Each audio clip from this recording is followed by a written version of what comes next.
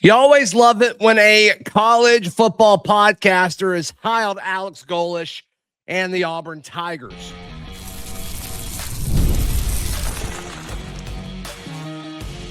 You are Locked On Auburn, your daily podcast on the Auburn Tigers. Part of the Locked On Podcast Network, your team every day. Spencer McLaughlin of Locked On College Football. I'm Zac Blackerby, host of Locked On Auburn. Spencer, Alex Golesh making it into the P4.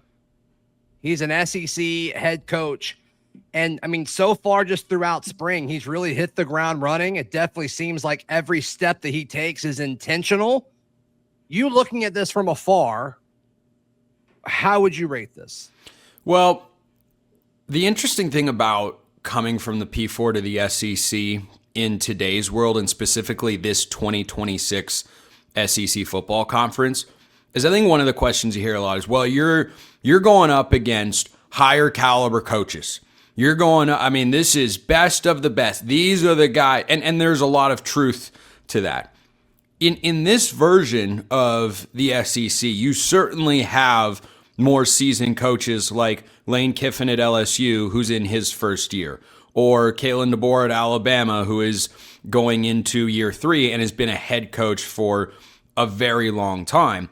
I look around the SEC this year and go, tell me why Alex Golesh isn't, at least with what he did at South Florida on paper, a middle tier SEC coach at worst. Because I don't know which other coach has the track. I mean, I like Jeff Lebby at Mississippi State. He doesn't have the track record yet to show me definitively he's better than Alex Golesh at Auburn. And Jon Sumrall was literally in Alex Golesh's conference last year, and he's making the exact same jump. So I'm fascinated to see how quickly he gets things moving in a positive direction, because I don't think that you have the same types of kind of veteran presences across the board, with a couple exceptions, that maybe you might have had in the past.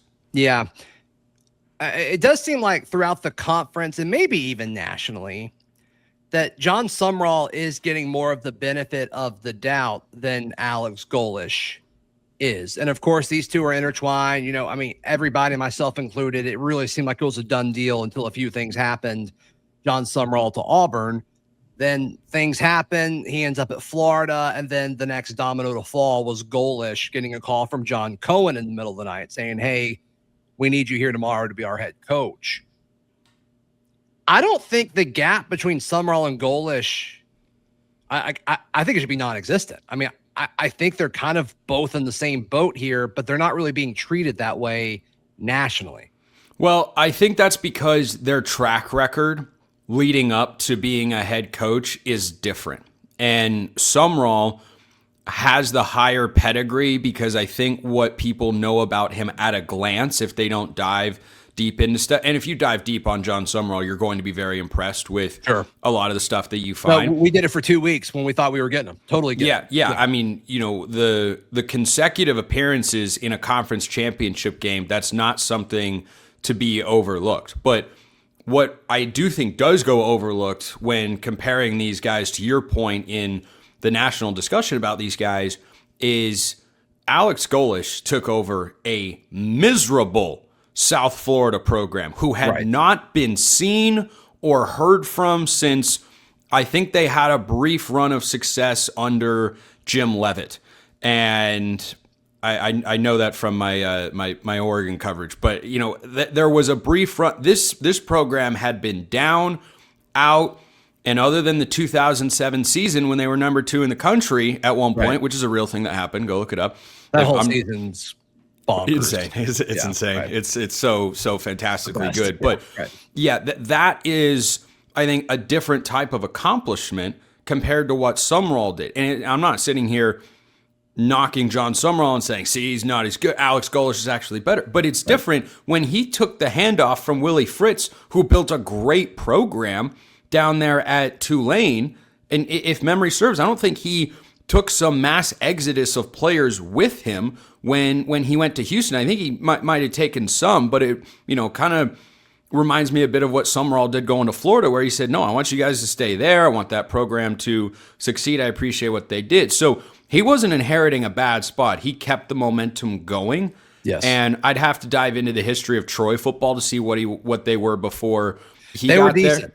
They were decent. They were not a bottom dweller in the Sun Belt by any means. Yeah, and he elevated them, right? And so that is why I think Auburn fans should be optimistic about Alex Golesh is, hey, we've seen Auburn get to the top of the SEC before. That's not an unrealistic goal for the program. Right. And for South Florida, it kind of was an unrealistic goal. And to start the year, in what was a huge story on my show and a lot of shows last year, Boise State entered last season as the group of 6 favorite to make the playoff. They went to play Alex Golesh and Byrun Brown in South Florida, and they got their teeth kicked in. Right. And that was the first moment before the Florida win where everyone looked around and was going, who is it? South Florida? Like, we've heard this guy's name before, but oh my gosh. So right. it requires, I think, a different level of depth of understanding of where these guys came from to realize why Sumrall maybe has a little bit more national buzz. We continue this quick bonus edition of Locked on Auburn next. I'm Clea Butler, host of Locked On Women's Basketball, and this is Mazda's Women's Basketball Snapshot, celebrating the work no highlight reel can ever capture.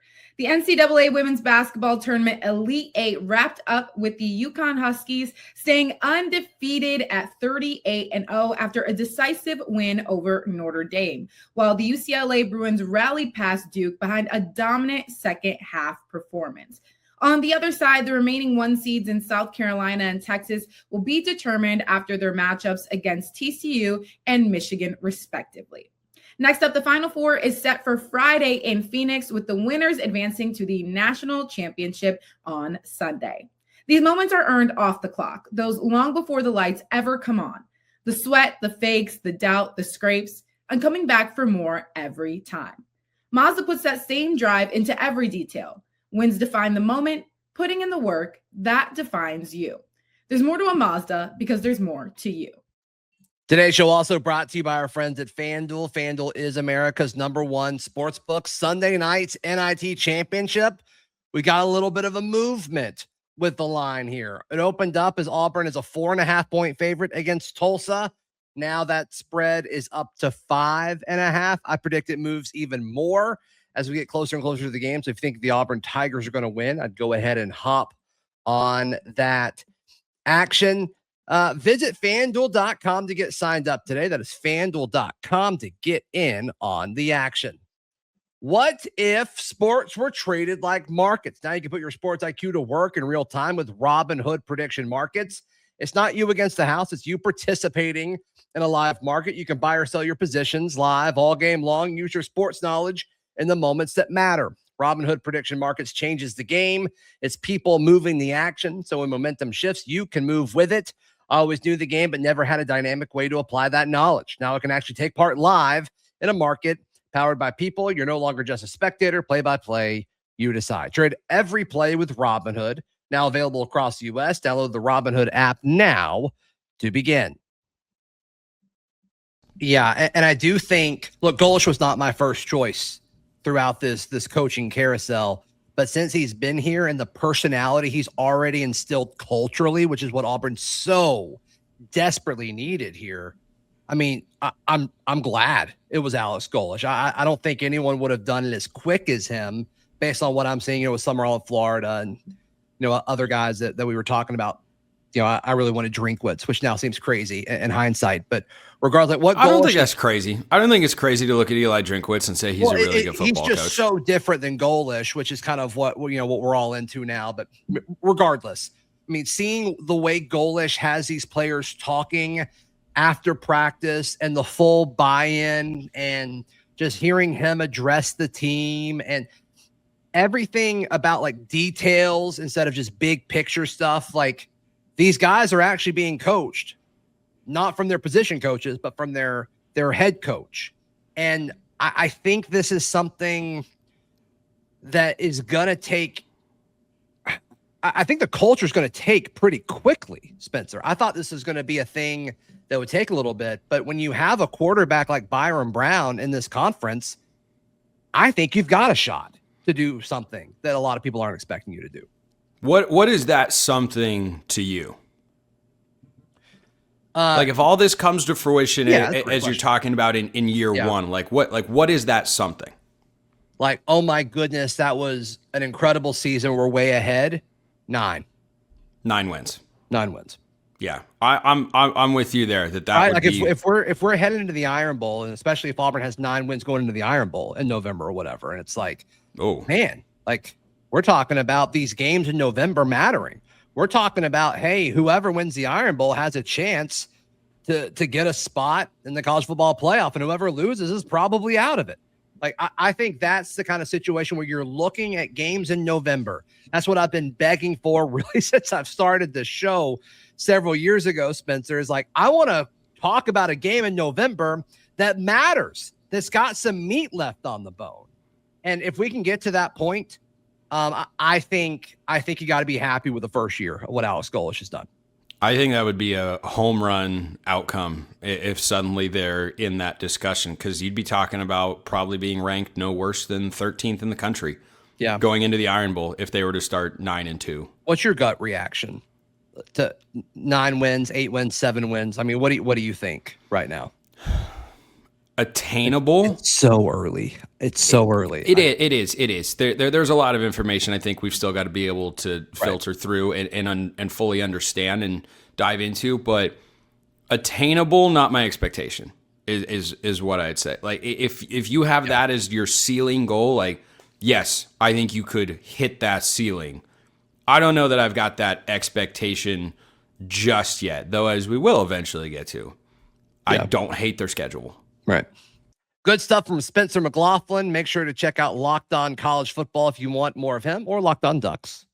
He does that show as well. Please like the video. Please subscribe, and we will see you next time. This has been Locked On Auburn.